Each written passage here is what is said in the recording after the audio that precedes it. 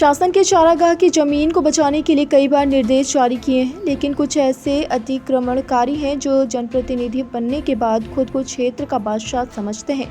ऐसे ही एक प्रधान के खिलाफ एसडीएम ने कार्रवाई के आदेश दिए हैं। मामला राय बरेली जिले की सदर तहसील का है, जहां पर हरचंदपुर क्षेत्र के पांडेपुर गांव में प्रधान के ऊपर चारागाह की जमीन पर दुकान बनवाने का आरोप है।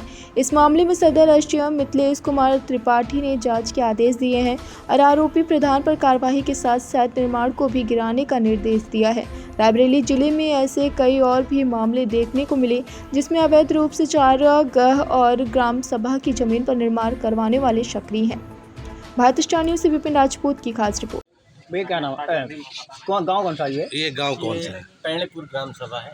ये अस्थाई निधि हम यहीं रहते हैं और इसी ग्राम सभा के वासी हैं। देखिए आज कम से कम 5-6 पंचवसी हो गई हैं। यहाँ लोगों की 2-2, 3-3 कॉलोनियाँ बनी हुई हैं, शौचालय बने हुए हैं। आज तक हम छप्पर में एक छोटा सा धंधा कर रहे हैं और यहाँ क्या है कि बच्चों के लिए कोई भी सुविधा हमें आज तक नहीं मिली है और लोग क्या अनर्गल तरीके से अपना पेट भर रहे हैं और अजीब चीज़ें बनवा के, और कोई कह रहा आरआरसी बन रही है, कोई कह रहा आंगनवाड़ी बन रही है। जो हमारे ग्राम सभा की जो भी चीज़ है हमारे गांव में यूज होनी चाहिए ना। तो क्या होता है कि यहाँ अब हम लोगों को पता नहीं और कुछ बना और बताया कुछ और है। इसी तरह है सब जो भी कार्य चल रहा और हम लोग यहाँ छोटा सा धंधा कर रहे हैं तो यहाँ क्या है गिराने के लिए आ जाते हैं। हम लोग यहाँ कम से कम हमारे पिताजी 50 साल पहले से यहाँ जो भी इसी छप्पर में कर रहे हैं। हम लोग कुछ अनर्गल तरीके से बना रहे हैं, जैसे सभी लोग हटाएंगे वैसे हम हटा लेंगे, लेकिन यह है कि हम लोग बस्ती में रह रहे हैं तो हम लोग कहाँ जाएंगे। अच्छा, क्या लग रहा है आपको, जैसे चौराहे पे अगर कोई पार्क बन जाता? बहुत अच्छा रहता, क्योंकि हम हमारे गांव के लोगों को बैठने उठने के टहलने की बढ़िया वॉक करने के लिए बढ़िया अच्छी सी जगह होती और ऐसी चीज़ें बने जो हमारी ग्राम सभा में यूज होने वाले पब्लिक को यूज हो। हालांकि निजी ग्राउंड बने मतलब निजी तौर पे अगर कोई यहाँ जैसे कि कुछ भी कब्जा कर ले या कैसे भी है तो कहने का मतलब वो गलत है।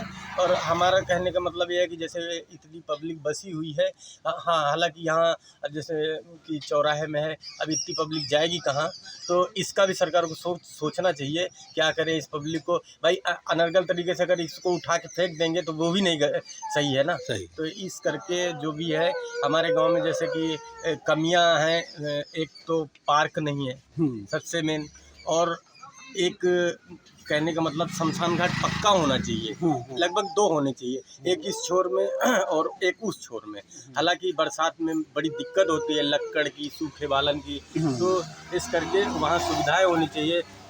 जैसे कि जो हमारा शमशान घाट है उसमें एक नलकूप होना चाहिए, 12 दरी होनी चाहिए कि 100-50 लोग उसके नीचे बैठ सके। एक रूम होना चाहिए जहाँ पर कि हम लोग अपना प्रधान के थ्रू बालन इकट्ठा करके वहाँ रख सके, जिसको दान देना हो दान दे सके, और जब भी कभी किसी को ज़रूरत पड़े तो वहाँ से उसको सहयोग मिले। क्योंकि हम लोग भाई गरीब आदमियों को क्या जो भी सुविधा मिल सके वो ज़्यादा अच्छा है। तो हमारा तो कहने का मतलब ये है कि हमारे ग्राम सभा में जो चीज़ें नहीं उपलब्ध हैं वो उपलब्ध कराया जाए, और जो गलत है वो तो गलत ही है। जी।